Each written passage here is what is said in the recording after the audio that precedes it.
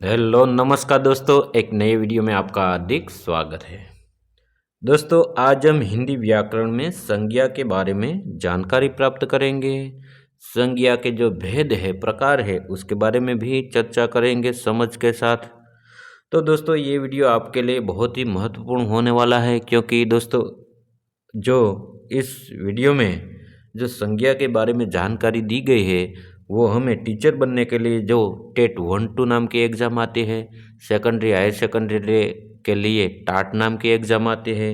इसके अलावा भी कक्षा 6 से 12वीं के बच्चों के लिए बहुत ही ये वीडियो उपयोग में होने वाला है, क्योंकि बहुत सारा इसमें से पूछा जा सकता है। तो बहुत ही हमें ठीक तरह से ये वीडियो पढ़ लेना है, बहुत ही याद कर लेना है, ताकि हमें भविष्य में कोई तकलीफ न हो। तो देखिए, सबसे पहले देखिए संज्ञा। संज्ञा किसे कहते हैं? संज्ञा की परिभाषा क्या है? संज्ञा हम किसे कहेंगे? तो देखिए, किसी व्यक्ति, प्राणी, वस्तु, स्थान, स्थिति, गुण, दशा अथवा भाव के नाम का बोध कराने वाले शब्द संज्ञा कहलाते हैं। तो दोस्तों, हमें ये तो पता चल गया कि संज्ञा हमें किसी प्राणी, व्यक्ति, वस्तु, स्थान का जो हमें बोध कराते हैं, उसे हम संज्ञा कहते हैं। देखिए, अब संज्ञा के प्रकार यानी कि भेद, कुल मिला के 5 भेद है, वो तो हम सब जानते हैं कौन कौन से है, और इसमें किस प्रकार से कोई शब्द है तो हम पहचान पाते हैं। तो देखिए, व्यक्तिवाचक संज्ञा, जिस संज्ञा शब्द से किसी एक विशेष व्यक्ति, प्राणी, वस्तु या स्थान का बोध होता है, उसे व्यक्तिवाचक संज्ञा कहते हैं। जैसे देखिए, आप व्यक्तियों के नाम से राम, गांधी जी ऐसे कोई शब्द हो, महेश, रमेश, सुरेश, तो हम क्या कहेंगे? व्यक्तिवाचक संज्ञा हम कहेंगे। प्राणियों के नाम जैसे कामधेनु एक गाय का नाम है, ऐरावत हाथी का नाम है, उसे भी हम व्यक्तिवाचक संज्ञा कहते हैं। ये प्राणियों के नाम के आधार पर है। वस्तुओं के नाम जिस प्रकार से गांडीव धनुष का नाम, स्थान का नाम अयोध्या, अहमदाबाद, जूनागढ़, राजकोट, वेरावल ऐसे कोई भी शब्द है तो हम स्थान के आधार पर भी हम संज्ञा नाम से पुकार सकते हैं। तो ये बहुत ठीक से हमें बहुत ही ये दिमाग में रह गया होगा। उसके बाद दूसरा भेद है, दूसरा प्रकार है जातिवाचक संज्ञा। जो संज्ञा शब्द पदार्थ या प्राणी की पूरी जाति को सूचित करती है, उसे जातिवाचक संज्ञा कहते हैं। जैसे लड़का, नदी, नगर, देश, पर्वत, पेड़, पुस्तक आदि, उसे हम क्या कहेंगे? जातिवाचक संज्ञा कहते हैं। जो पूरी जाति को सूचित करता है यानी कि जाति का हमें बोध कराते हैं, उसे हम जातिवाचक संज्ञा कहते हैं। उसके बाद है द्रव्यवाचक संज्ञा।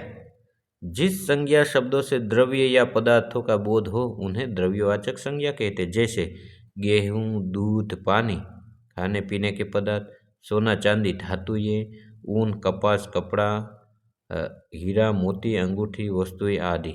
तो कोई भी मान लो कि प्रवाही के रूप में हो, तो उसे हम क्या कहेंगे?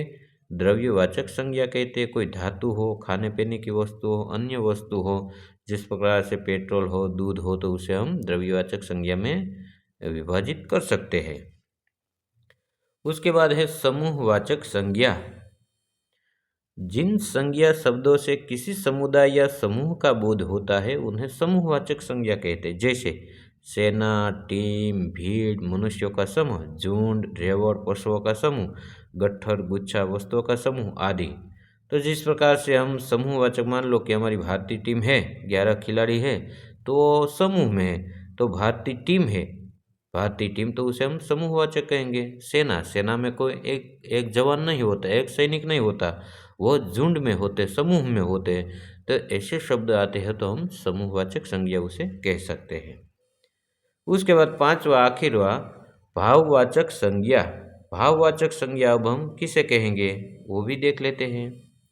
जिन संज्ञा शब्दों का प्रयोग किसी व्यक्ति, वस्तु या पदार्थ के गुण, दोष, दशा, स्वभाव, भाव, अवस्था आदि का बोध कराने के लिए किया जाता है, उन्हें भाववाचक संज्ञा कहते हैं। तो कौन कौन से देखिए, कोई वस्तु हो, पदार्थ हो, दोष, स्वभाव, भाव, अवस्था आदि कई सारे दोस्तों कोई शब्द आया तो उसे हम भाववाचक की श्रेणी में रख सकते हैं। जैसे मिठास, लंबाई, गरीबी, मोटापा, क्रोध, भय, हंसी, चोरी, प्यार, सुंदरता, गर्मी आदि। तो ऐसे शब्द है उनके भाव दिखलाते हैं हमें, तो उसे हम भाववाचक की श्रेणी में रख सकते हैं, यानी कि भाववाचक संज्ञा हम कह सकते हैं। तो देखिए उसके बाद भाववाचक संज्ञाओं का जातिवाचक संज्ञाओं के रूप में भी प्रयोग किया जा सकता है। कभी कभार भाववाचक जो संज्ञा दोस्तों है उसे जातिवाचक संज्ञा के रूप में भी प्रयोग किया जाता है। जिस प्रकार से देखिए अब, जैसे भाववाचक संज्ञा के रूप में कैसे, तो कि बच्चे प्रार्थना करते हैं, वो प्रार्थना का भाव है। और दूसरा है नदी की चौड़ाई अधिक है, तो उसमें चौड़ाई का भाव है। फिर जातिवाचक संज्ञा के रूप में बच्चों की प्रार्थनाएं बेकार नहीं जाती, भारत में नदियों की चौड़ाइयाँ अधिक है। तो ये इस प्रकार से भाववाचक जातिवाचक दोनों के रूप में भी कभी कभार ये प्रयोग की जाती है। दिए गए वाक्य पढ़ने से पता चलता है कि पहले वाक्य में रेखांकित शब्द प्रार्थना था, जो भाववाचक रूप में था। उनके साथ दिए वाक्य में प्रार्थना को ए प्रत्यय लगाने से प्रार्थनाएं संज्ञा जातिवाचक बन गई है। तो प्रार्थना है लेकिन प्रार्थनाएं ए उसमें हम प्रत्यय जोड़ देते हैं, तो बहुवचन के रूप में प्रयुक्त होता है, तो यानी कि पूरी जाति का हमें बोध कराते हैं।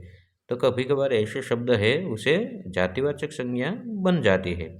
भाववाचक संज्ञाओं का प्रयोग सदैव एक वचन में किया जाता है, एक वचन में होता है, बहुवचन में कभी नहीं होता। बहुवचन में प्रयुक्त किए जाने पर यह जातिवाचक संज्ञा का रूप ले लेती है, और जो इसी स्थिति में यदि बहुवचन में हम प्रयोग करें तो वो जातिवाचक संज्ञा होती है, उनका एक रूप ले लेती है। तो दोस्तों ये था आज का वीडियो, जो संज्ञा के कुल मिला के 5 भेद है, प्रकार है, उसके बारे में ठीक तरह से हमें अध्ययन कर लेना है, ताकि हमें परीक्षा हो, टीचर बनने के लिए टेट हो, टाट हो, और कक्षा 6 से 12वीं के व्याकरण जो हमें एग्ज़ाम में बहुत सारा इसमें से पूछा जा सकता है।